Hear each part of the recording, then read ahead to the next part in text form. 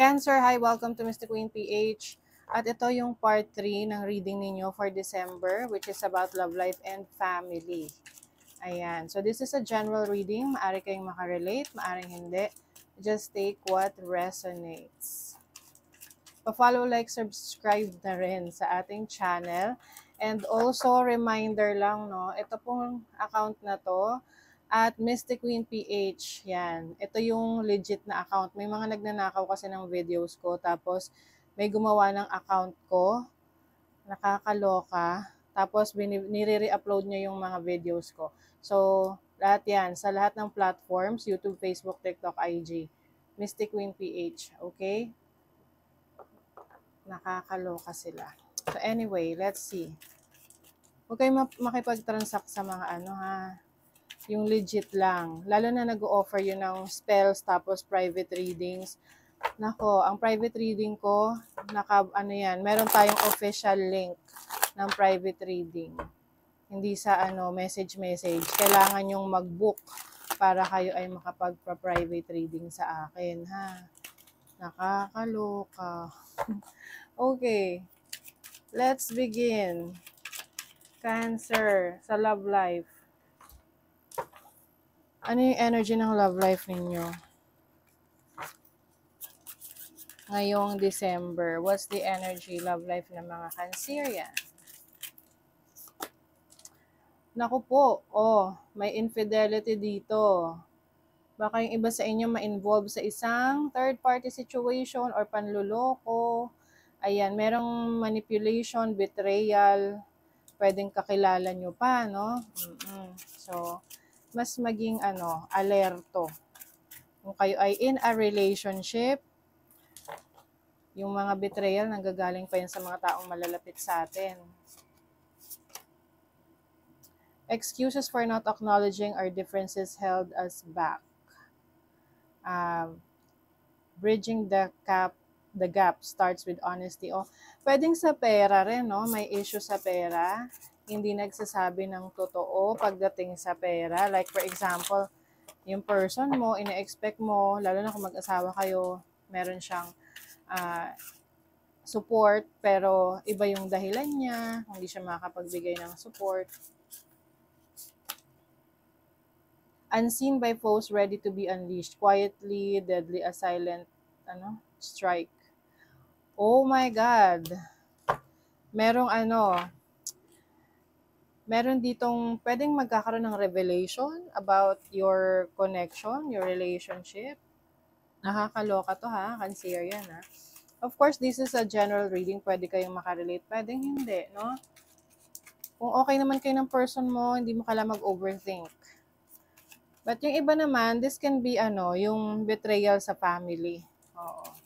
May malalaman ka related sa pera, or may mga plano sila, or may ginagawa sila na wala kang idea, tapos ayaw mo naman pala yun, 'di ba? Ace of Wands, new beginnings, Knight of Cups, Page of Pentacles. So I see that there is a new person coming in, no? If you are single, pwedeng merong mag-offer ng love for you, no? This is unexpected. Pwedeng siya, magre-reveal ng kanyang feelings towards you. O yung iba, pwede kasing meron ka ng relationship tapos merong nag-reveal ng feelings towards you. So medyo complicated na yung ganyang sitwasyon. Page of Wands, Queen of Wands. I feel like yung iba sa inyo, if this is a new person coming in, gusto nyo tong taong to. Like, na-excite kayo with this person.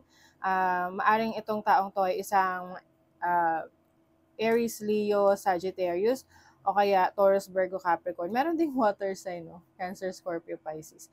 Kapareho nyo. So, some of you unexpected itong energy na to with this person. Maaring kayo ay pwedeng magugulat rin kayo sa nito. Sa ipapakita nitong interest towards you. May kikiligin. Kaya lang syempre, no, kung kayo ay in a relationship na, pag na-involve kayo sa ibang tao, complicated yan. Asahan mo, medyo magulo yan. Oo. So, lang, with caution. Mag-ingat, oo. Of course, buhay nyo yan. Meron kayong sariling desisyon. Just make sure na yung mga consequences ng mga gagawin nyo ay paninindigan nyo. If this is a new person naman, nakakakilig to kasi this person is going to show you yung mga practical side niya pagdating sa relationship. Pwedeng itong person na to mahilig magregalo. More on siya yung kanyang love language is acts of service tsaka gifts. Ayan. Let's see what else. Ace of Cups. Oh, new beginning talaga ito. Oh, nako, Five of Swords. Ayun nga lang, maaring may conflict to. Okay? May conflict. Pwedeng itong person na to, merong iba, ikaw meron din, mga ganon, no? So, just make sure na umiiwas ka sa medyo complicated relationship. Pwede kasing maging problema in the future.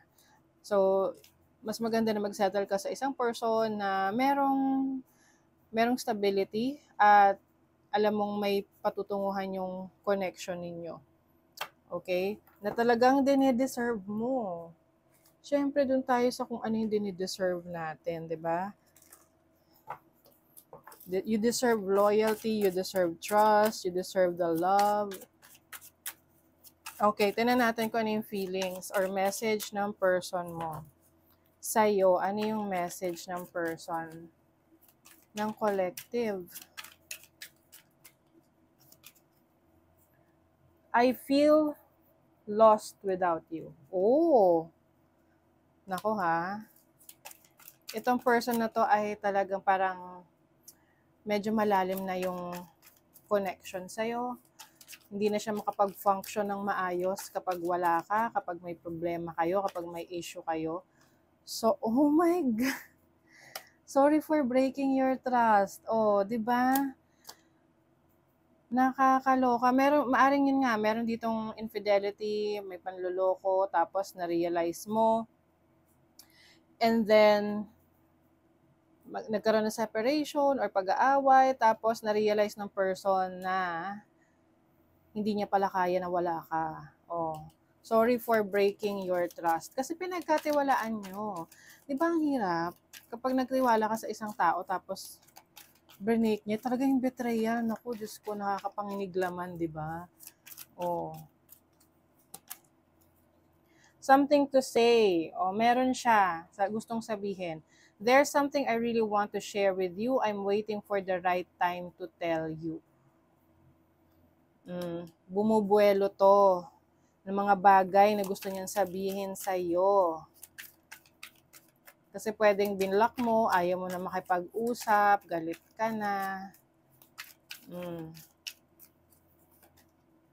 Tears. When I think about you, I cry. Oh, Diyos ko. Nagbe-breakdown na tong person mo. Ba't naman kasi aabot sa ganitong sitwasyon, di ba? Okay. So, ano to ha? Iba-iba kasi ng energy na napipick up ko. Yung iba sa inyo, pwedeng kayo yung nagkaroon ng other person. Tapos nalaman niya. Syempre, na-stress, no? Yung person mo. So, parang sobrang siya, devastated sa nangyari. Although ikaw, nagsusorry ka na nasira mo yung tiwala niya, but andito yung open yung pagkakaroon ng communication. I think I already have a big crush on you. So itong energy na to, itong message na to is dun sa sinasabi ko sa inyong bagong relationship or bagong connection if you are single.